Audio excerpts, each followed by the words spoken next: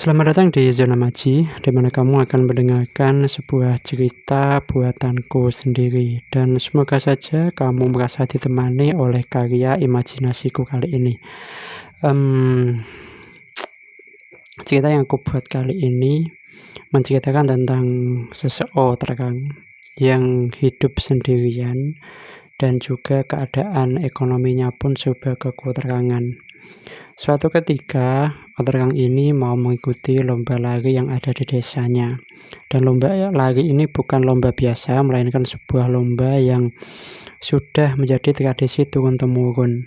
Namun sayangnya, tokoh utamanya di cerita yang aku buat kali ini, dia tidak punya waktu untuk latihan berlari. Tapi dia sudah mendaftar ikut lomba tersebut. Nah, seperti apa ceritanya dan apakah tokoh utamanya berhasil memenangkan lomba tersebut atau ada sebuah cerita lain di akhir? Langsung saja dengarkan ceritanya. Jadi cerita yang aku buat ini tokohnya bernama Aldi. Usianya sudah 17 tahun dan saat ini dia duduk di kelas 3 SMA. Dia tinggal sendirian di rumah karena kedua orang tuanya sudah meninggal dunia. Dan untuk mencukupi segala kebutuhannya, Aldi mencari kayu bakar di hutan untuk dijual, dan Aldi juga menanam tanaman di ladang yang berada di samping rumahnya. Dan meskipun keadaan ekonomi serba kekurangan, tapi Aldi masih semangat ingin terus bersekolah.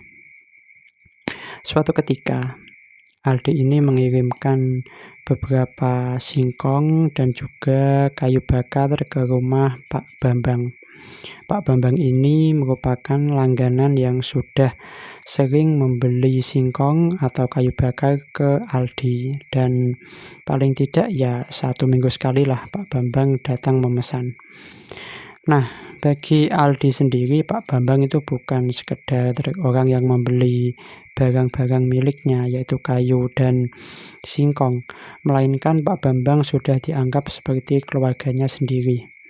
Pak Bambang ini dulu adalah teman kerja ayah Aldi saat ayahnya ini masih hidup. Dan ketika kedua orang tua Aldi ini meninggal, Pak Bambang masih sering datang berkunjung untuk menengok keadaan Aldi, dan Pak Bambang juga sering menitipkan atau memberikan uang kepada Aldi untuk mencukupi segala kebutuhannya. Setelah Aldi mengirimkan singkong dan kayu bakar, Aldi ini langsung pulang, dan di tengah perjalanan Aldi melihat ada sesuatu yang aneh. Banyak sekali orang-orang yang berkumpul di depan balai desa. Karena penasaran, Aldi pun mendekat. Dan ternyata di depan balai desa ada sebuah pengumuman. Dan pengumuman itu berisikan tentang lomba lari yang akan diadakan 1 bulan lagi. Nah, lomba lari ini bukan sekedar lomba lari biasa atau mungkin seperti lomba 17-an. Melainkan lomba lari ini adalah sebuah lomba lari yang menjadi tradisi sejak turun-temurun. Dan lomba lari ini juga diikuti oleh para pemuda yang usianya sudah 17 tahun. Dan siapa saja yang mengikuti lomba ini menunjukkan bahwa dirinya ini sudah dewasa. Nah, karena Aldi tertarik ikut dalam melakukan lomba tersebut, dia kemudian mengambil formulir, diisi datanya, kemudian kertas dilipat dan dimasukkan ke dalam kotak pendaftaran. Setelah itu, Aldi pulang. Keesokan harinya sekitar jam 4 pagi, Aldi sudah bangun. Dia lalu sholat subuh, setelah itu ganti baju dan mengambil 2 ember ukuran cukup besar. Kemudian ada 1 batang bambu yang panjangnya sekitar 2 meteran lah. Dan alat-alat ini digunakan Aldi untuk mengambil air. Dan untuk lokasi mengambil airnya ini berada di balik bukit. Ya, kalau pulang pergi membutuhkan waktu sekitar 1 jam lah. Sebenarnya di rumah Aldi ini ada sumur, tapi air sumur ini warnanya kecoklatan dan keruh. Jadi airnya ini hanya digunakan untuk menyirami ladang yang ada di samping rumahnya. Aldi pun setelah siap-siap kemudian pergi ke balik bukit, ambil air, setelah itu pulang. Sesampainya di rumah, Aldi kemudian memasak singkong rebus, karena kebetulan sudah 2 hari ini beras yang ada di rumah Aldi ini habis dan dia belum mempunyai cukup uang untuk membelinya. Jadi untuk sementara waktu makan singkong terlebih dahulu. Nah, sambil menunggu singkongnya ini matang, Aldi kemudian pergi mandi dan bersiap-siap. Setelah semuanya siap, Aldi sarapan singkong, kemudian berangkat ke sekolah. Dan ketika pulang pun Aldi tidak bisa langsung santai-santai di rumah. Dia langsung ganti baju, sholat, kemudian pergi ke ladang untuk menanam atau merawat ladang miliknya. Nah, siang itu sekitar 1:30 lah, Aldi ke ladang sambil membawa singkong rebus, singkong yang sisa dari sarapan tadi pagi, dan juga membawa kendi berisi air untuk minum.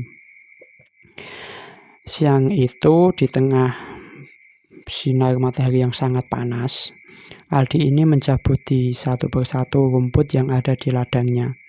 Dia berharap semoga hasil panen singkong kali ini hasilnya bagus, dijualnya pun mendapatkan uang yang banyak sehingga uang ini dapat digunakan untuk mencukupi segala kebutuhannya. Setelah semua rumput berhasil dicabut dan dibersihkan, waktu itu hari sudah sore. Aldi kemudian kembali ke rumah. Dan saat malam, sebelum tidur, Aldi ini menyempatkan diri untuk belajar.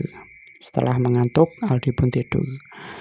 Keesokan harinya, kegiatan Aldi pun sama. Dia bangun pagi, ambil air, buat sarapan, kemudian berangkat sekolah. Pulang sekolah pun dia pergi ke ladang. Dan kebetulan karena kemarin sudah membersihkan rumput, jadi saat ini Aldi cuma menyiram pohon singkongnya. Dan itu berlangsung lebih cepat daripada kemarin. Dan ketika selesai menyiram, hari ini masih siang. Jadi Aldi menyempatkan diri ke hutan untuk mengambil kayu bakar karena kebetulan kayu bakarnya tinggal sedikit. Pergilah Aldi ke hutan. Dia mengumpulkan ranting-ranting atau batang-batang kayu kering yang jatuh. Satu persatu dikumpulkan dan setelah cukup banyak, kemudian diikat menggunakan tali, lalu dipanggul oleh Aldi. Dan tanpa diduga, ketika Aldi berada di hutan, dirinya ini diawasi oleh 3 orang, yaitu ada si Yono, Sandi, dan Danu. Ketiga orang ini adalah remaja yang terkenal di desa karena orang tua masing-masing dari ketiga orang tersebut adalah orang yang kaya di desa. Dan terlebih lagi, Sandi ini orang tuanya memiliki usaha sebagai juragan beras dan juga mempunyai perkebunan. Sebenarnya, baik Yono, Sandi, dan Danu ini adalah teman sekelasnya Aldi. Namun mereka tidak pernah berkumpul atau bermain bersama karena status mereka yang berbeda. Bagi mereka bertiga, Aldi ini tidak sederajat atau tidak selevel lah jika harus berkumpul dengan mereka bertiga yang secara kasat mata ya mereka ini orang kaya, sementara si Aldi ini orang yang tidak punya. Saat melihat Aldi membawa kayu ini, si Sandi mempunyai ide yang jahil. Dia kemudian mengambil sebuah tanaman rambat, kemudian salah satu ujungnya dia pegang dan ujung yang satu dipegang oleh Yono. Mereka berdua ini sembunyi di semak-semak, lalu tanaman merambat itu melintang di tengah jalan. Dan mereka secara diam-diam menunggu kedatangan Aldi. Ketika Aldi ini berjalan mendekat, lalu Sandi dan Yono cepat-cepat menarik tanaman rambat itu sehingga Aldi pun terjatuh. Semua kayu yang telah dikumpulkannya pun jatuh berantakan lagi. Lalu Yono, Sandi, dan Danu ini pun tertawa terbahak-bahak karena dia merasa puas setelah berhasil menjahili si Aldi. Lalu si Sandi ini berjalan ke arah Sandi dan berkata, Sandi, aku kemarin baca pengumuman, ternyata kamu ikut lomba lagi juga. Saranku ya, mending gak usah datang deh atau gak usah ikut, karena kamu juga bakal kalah, gak mungkin menang, percuma, buang-buang waktu. Mending di rumah saja, ngapain kayak ngurusi kebun atau ngapain, yang penting kamu jangan datang, karena itu percuma, kata si Sandi. Setelah berkata itu, Yono, Sandi, dan Danu pun pergi.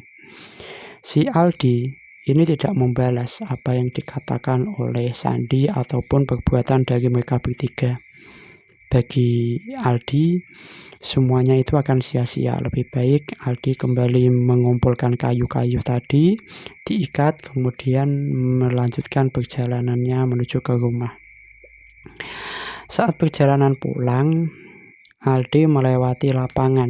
Di lapangan itu banyak sekali pemuda-pemuda yang ikut lomba tahun ini. Mereka sedang latihan mengelilingi lapangan untuk persiapan lomba yang akan datang. Dan untuk lombanya ini sebenarnya bukan lomba cepat-cepatan atau adu kecepatan, melainkan adu kekuatan. Siapa yang berhasil mengelilingi lapangan paling banyak, maka orang itu yang akan memenangkannya. Nah, si Aldi sebenarnya ingin sekali latihan berada di lapangan seperti orang-orang lain. Tapi karena tidak punya waktu dengan segala kesibukannya di rumah, ya terpaksa Aldi tidak pernah latihan. Aldi pun pulang sambil membawa kayu. Hari demi hari terus berlalu dan gak kerasa saat perlombaannya pun tiba. Saat hari masih pagi sebelum lomba dimulai, Aldi masih ngelakuin kegiatannya seperti biasa, yaitu bangun, kemudian mencari air. Setelah airnya didapat, Aldi pun mau menyiapkan sarapan, dan ternyata di dapur ini nggak ada makanan, nggak ada singkong, apalagi beras. Terus satu-satunya yang bisa dimakan Aldi adalah daun singkong. Aldi kemudian keluar menuju ke ladang, memetik beberapa singkong, kemudian memetik daun-daun singkong maksudku. Kemudian daun-daun ini dicuci, setelah dicuci kemudian direbus. Setelah matang, daun singkong ini juga diberi sedikit garam untuk menambah rasa, baru dimakan oleh Aldi. Bagi Aldi ya walaupun cuma daun singkong, tapi ini jauh lebih baik daripada dia harus kelaparan saat mengikuti perlombaan tadi. Selesai sarapan, Aldi keluar rumah dan pergi menuju lapangan. Saat di perjalanan menuju ke lapangan itu, tiba-tiba Aldi ini ada yang manggil. Begitu ditoleh, ternyata ini Pak Bambang. Pak Bambang sudah berdiri di depan rumahnya sambil melambaikan tangan ke arah Aldi. Aldi pun berjalan mendekat. Pak Bambang, ada apa ya kok panggil nama saya? Aldi, kamu sudah sarapan apa belum? Aldi ini nggak menjawab. Aldi ini diam sebentar lalu berkata, sudah Pak, sudah. Beneran? Kamu sarapan apa? Nah, di sini Aldi menunduk karena agak malu mengucapkannya. Tapi dengan pelan-pelan Aldi berkata, tadi pagi aku sarapan daun singkong rebus Pak. Pak Bambang kemudian menepuk pundak Aldi pelan lalu berkata, ya udah, ayo Aldi masuk ke rumah. Kebetulan bapak tadi ini motong ayam, ayo kita makan sama-sama. Mohon maaf Pak, Ade nggak mau merepotkan." Nggak merepotkan. Ayo makan bersama-sama. Lagian kamu kan mau ikut lomba lari, jadi harus perutmu ini kenyang dan juga harus makan yang enak biar kamu punya tenaga untuk lomba tersebut." Akhirnya Aldi masuk ke rumah dan makan bersama Pak Bambang. Setelah itu mereka berdua, Aldi dan Pak Bambang, pergi menuju ke lapangan. Sebelum perlombaan dimulai, baik peserta atau warga yang datang ini berkumpul di tengah lapangan. Mereka sedang mendengarkan pidato dari kepala desa yang ada di depan mereka.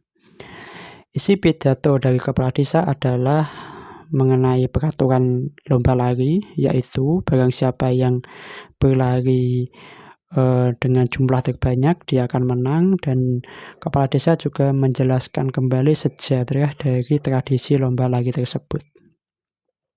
Pidatonya cukup lama sehingga sampai pukul sekitar jam 10-an baru selesai. Lalu para peserta lomba siap-siap, sementara para warga ini pergi ke pinggir dari lapangan untuk mulai menonton. Nah, sebelum mulai lomba, karena peserta tahun ini ada 20 orang, mereka ini dibariskan menjadi 4 baris. Setelah itu mereka bersiap mengambil ancang-ancang. Sementara itu, kepala desa memegang sebuah gong, lalu menghitung mundur. 3, 2, 1. Setelah itu gong dipukul dan mereka semua pun mulai berlari. Nah, dari peserta lomba lari ini ada 2 jenis. Ada yang langsung berlari dengan sangat cepat. Sejak awal gong dibunyi ini berlari dengan sangat cepat. Ada juga sebagian yang berlari tapi berlarinya ini santai. Dan di antara yang berlari santai itu ada Aldi.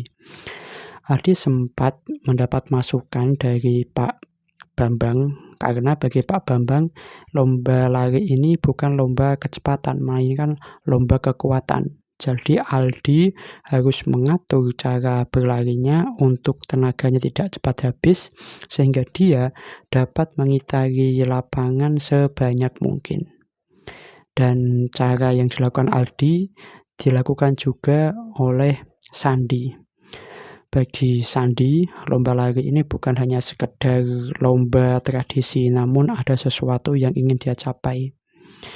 Karena ayah Aldi pada zamannya adalah juara lomba lari, sementara ayah dari Sandi itu adalah juara lomba lari pada zaman mudanya, sementara si kakek Sandi ini adalah legenda di acara lomba tersebut karena sang kakek telah berhasil mengitari lapangan sebanyak 13 kali dan belum pernah ada yang berhasil menyamainya, apalagi mengungguli jumlah dari kakeknya tersebut. Maka dari itu Sandi terus berambisi ingin mengalahkan kakeknya. Terus para peserta ini berlari. Mereka berlari sekuat tenaga mereka, dan nggak kerasa 1 jam telah berlalu. Kira-kira waktu itu sudah jam 11 siang dan cuacanya ini kebetulan panas, sangat panas sekali. Sehingga para pelari ini sudah kecapean dan satu persatu mulai jatuh. Dan bagi yang telah gagal, ini adalah orang-orang yang memulai perlombaan ini dengan berlari dan dia tidak memperhitungkan staminanya sehingga gagal di putaran-putaran yang waktu panas ini, waktu sekitar jam 11 ini. Para peserta ini terus berlari dan satu persatu terus berjatuhan hingga tersisa 5 orang. Ada Sandi, ada Aldi, dan ada 3 orang lainnya. Cuacanya sudah sangat-sangat panas hingga akhirnya ini jam 12 ketika matahari berada di atas kepala mereka. Cuaca ini sudah sangat-sangat panas. Rasanya ini tubuhnya ini seperti terbakar. Dan sebenarnya panitia ini menyiapkan minum di pinggir lapangan. Bagi siapa yang haus diizinkan untuk minum, tapi tetap saja para peserta ini masih sangat kesulitan.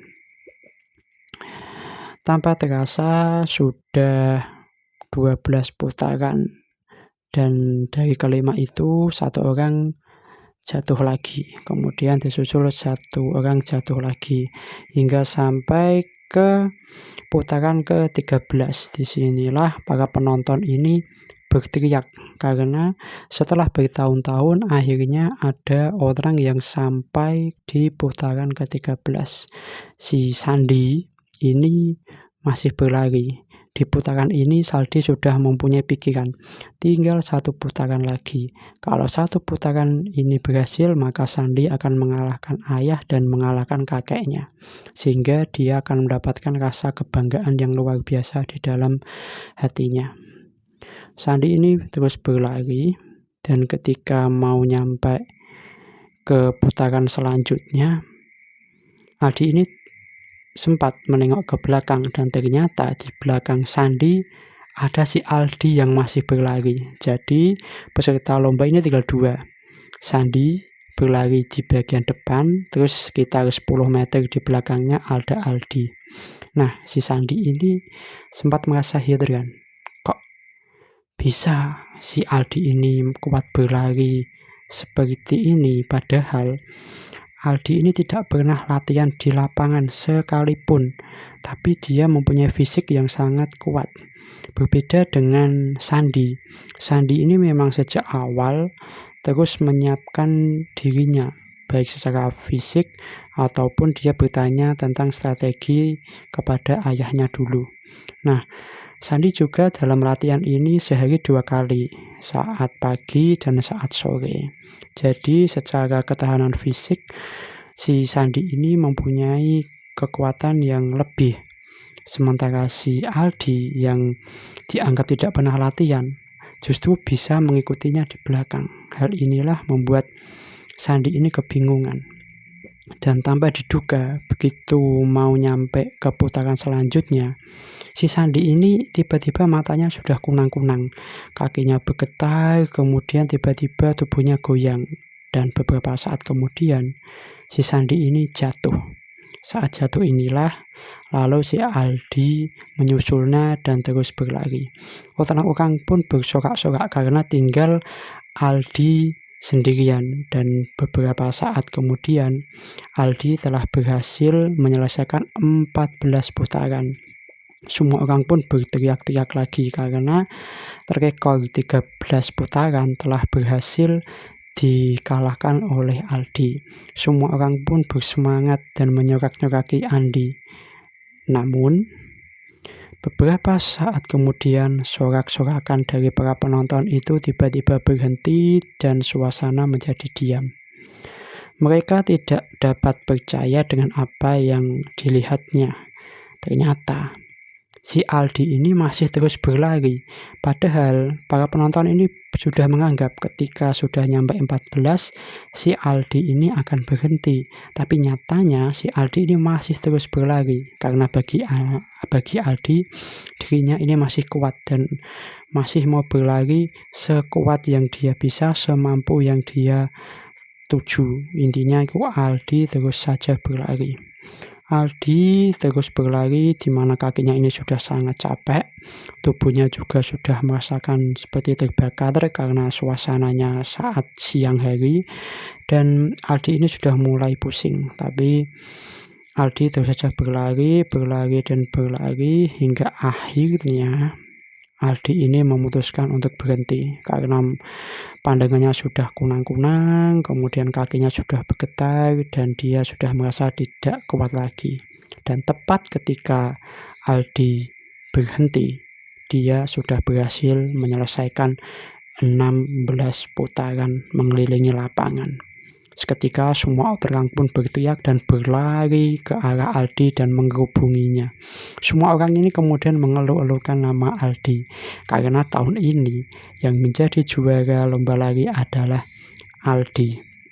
Dan karena Aldi ini menang juara, dia pun juga berhak mendapatkan sejumlah uang dari kepala desa. Dan nama Aldi sendiri tercatatkan sebagai orang yang dapat mengitari lapangan terbanyak. Dan dia menjadi orang yang berhasil mengelilingi lapangan terbanyak sepanjang sejarah. Itulah cerita singkat yang aku buat. Semoga kalian atau kamu yang mendengarkan ini menikmati, dan aku harap juga episode selanjutnya bisa lebih baik daripada cerita yang aku buat kali ini. Dan karena ini masih belajar, mungkin yang kamu dengarkan ada kata-kata yang belibet atau mungkin ada salah-salah kata, ya maklum karena memang masih belajar. Dan semoga saja di episode selanjutnya akan menjadi lebih baik. Terima kasih sudah menonton dan sampai jumpa.